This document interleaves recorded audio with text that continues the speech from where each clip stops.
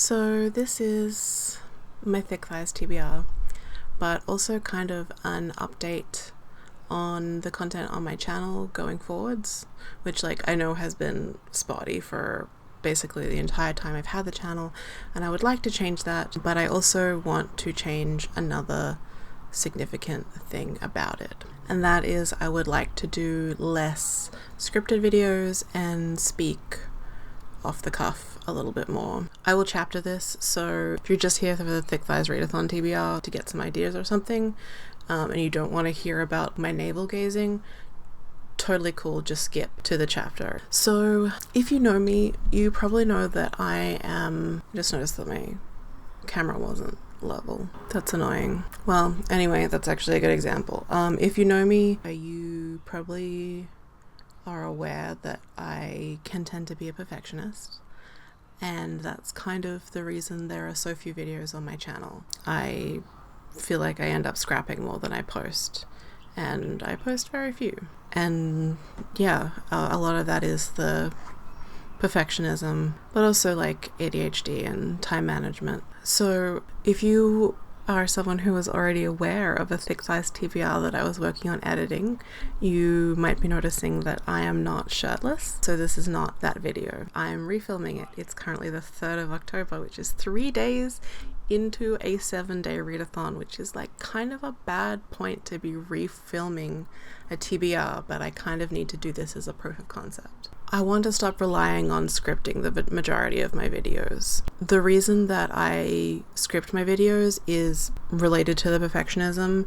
I tend to have quite a bad memory, particularly working memory, and I have a lot of anxiety about that, so I tend to feel like I'm going to forget to say things that I meant to say. I start writing notes, and then the notes become full sentences, and to the point where I'm just scripting the whole thing, because I don't trust myself to just make it up as I go, because I feel like I'm going to get lost, because I do often get lost when I'm talking, and especially when I'm talking to a camera. It honestly does kind of feel a little bit like making eye contact with the 3 lenses on the back of my phone, and I don't love having to make eye contact. Anyway, it's always been really important to me that if I'm going to make booktube videos, that they be valuable, which I guess is that's pretty arrogant and self-centered to think that people would come to me for valuable information.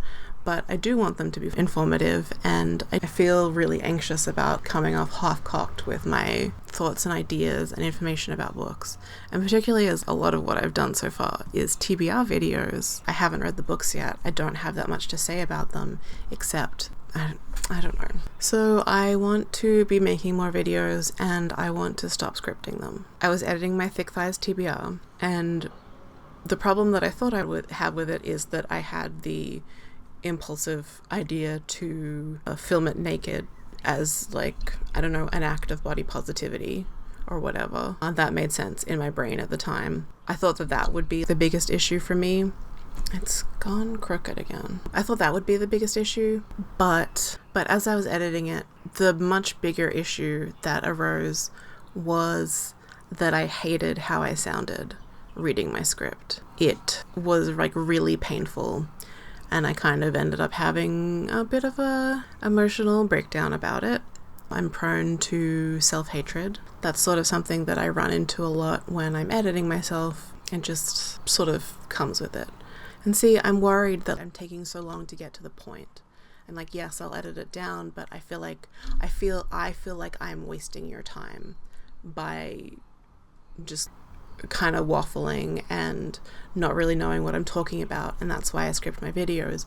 But I think they sound awful. I think I sound awful.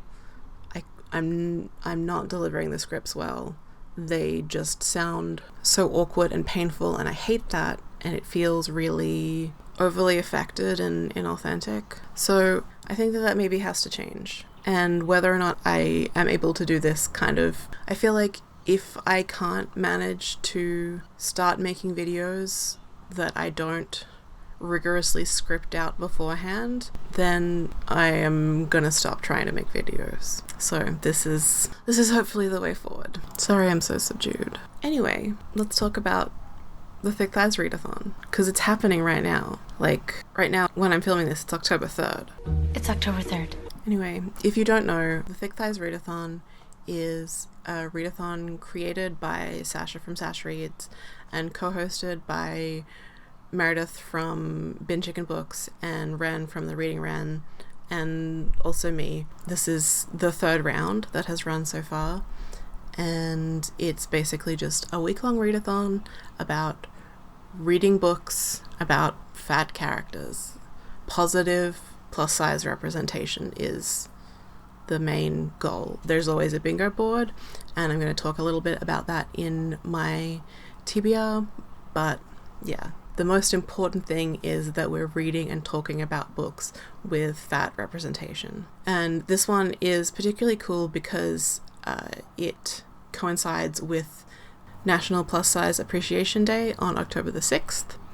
So, you know, in 3 days' time. I'm going so well. Originally I had more of a structure to this, but I'm actually just gonna talk about the 10 books that are kind of my priorities on my TBR this week. And you might be thinking that seems really ambitious because the week is like half gone, and you'd be correct.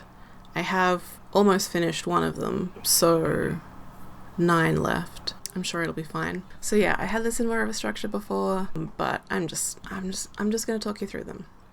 So the first book I'm hoping to read, and the one that I have actually already almost finished, is The Cookie Crumbles by Alicia Dow and Tracy Badua. This is a middle grade mystery. So far it's very cute. It's about these 2 young girls, Layla and Lucy, who have been best friends for many years.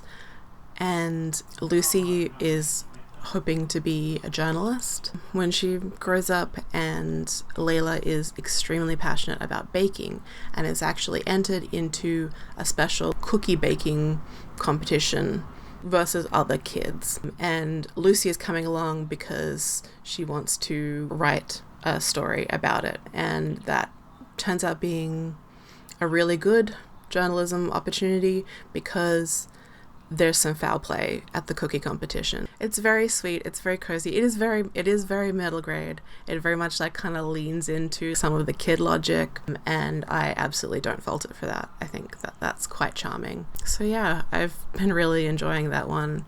And Layla is plus sized and black. There's some incidental queer representation with some background characters. Both of the authors are women of color, so it would count for the BIPOC author bingo slot if you're playing along, and maybe for the LGBTQIA plus rep as well, though it's not sort of like a main focus. Though I feel like I did like totally clock one of the couples immediately. I also want to read Just a Pinch of Magic by Alicia Dow, which is also middle grade, and so yes, I have 2 Alicia Dow middle grades on this list, but they both just sounded really sweet and adorable and cozy, and I just kind of felt like I needed that. Kind of been going through some shit, so I've put this on the list as well.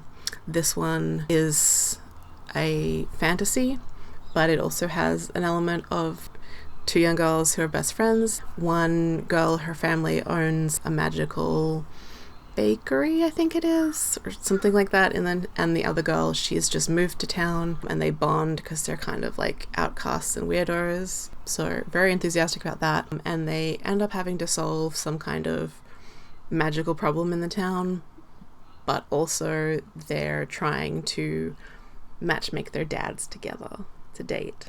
So I think that sounds really cute. Obviously, once again, this would work for BIPOC author and also LGBTQIA plus rep. Another one that covers both BIPOC author and LGBTQIA plus rep is the poetry collection Black Queer Ho by Brittany Black Rose Capri. This is a poetry collection that I've been meaning to read for like quite some time. It centers a lot on identity, and I know fatness is part of the author's identity, and I know she discusses that and body image and the societal construction of body throughout the collection, so I feel like it's going to be a really good option. And also just like, I don't know, it feels like I would love to make a habit of reading poetry for Thick Thighs Readathon. So this next one, also from a BIPOC author, and I could probably make an argument for it also being a spooky book for me in that it's a genre that I don't typically read a lot of,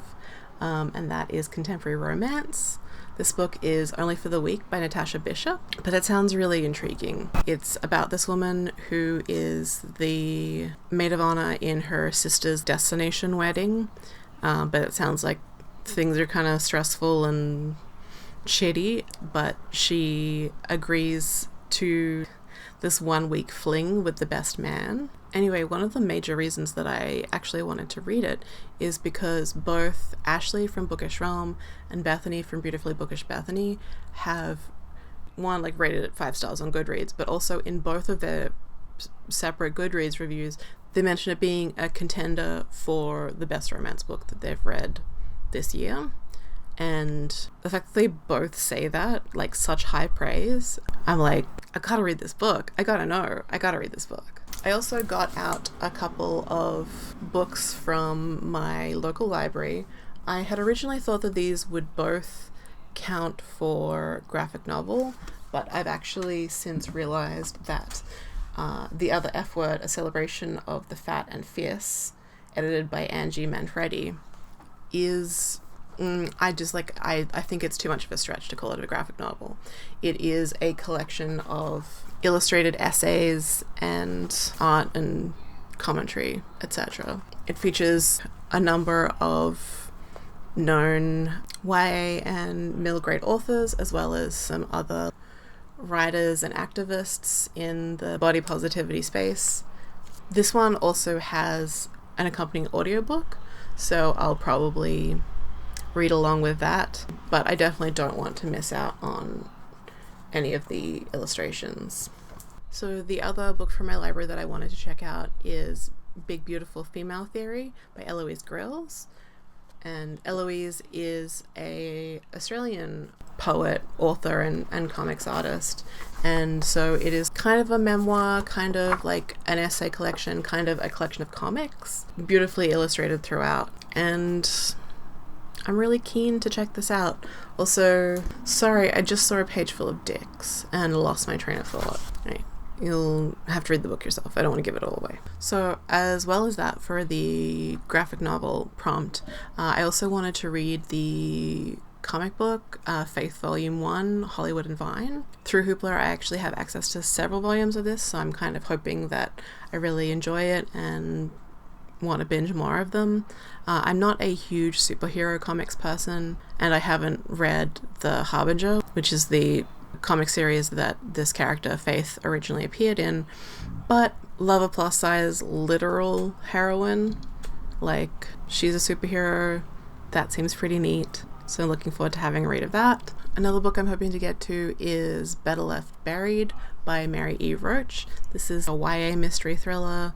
It's about a girl who is on vacation with her mum and was kind of hoping for something more sort of beachside and relaxing, but they end up in this spooky little town that also has an abandoned amusement park just outside it, and she and her mum, who I believe is a private detective, they discover a body, so I guess they kind of have to stick around and deal with that. But also it kind of seems like she meets a mysterious girl with a motorbike, so this is also LGBTQIA plus rep, as well as being spooky, so I'm really looking forward to that. Who doesn't want to meet a mysterious girl with a motorbike? Another one I'm interested in is When Life Gives You Vampires by Gloria Duke. This is a paranormal rom-com. I'm really interested in the idea it's presenting about how you cope with diet culture and body image when you have been turned into a vampire, and so your body is now unaging and unchanging. I think that sounds really interesting, so hoping to get to that. And last on my top 10 priority list is Behold Her by Emily Antoinette. and this is a paranormal / monster romance, I believe. Our leading man is part demon. I mean, he has wings, horn, and tail on the cover, but like, he could look a little bit more monstrous for my tastes, just personally. But like, I know not everyone feels the way I do. So yeah, I'm keen to give that a go. And that's my TBR. Those are the things that I'm hoping to get to. I'll also hopefully be hosting some sprints this week before the week is over. Yikes. And you know, I'll get some reading done in those. And you can have a go as well if you want. But like, that's not my priority. Make sure you're subscribed to the other hosts, Sasha, Merb, and Ren, and probably unsubscribe from me. That would probably be best for everyone. I'm just being real. All right, bye.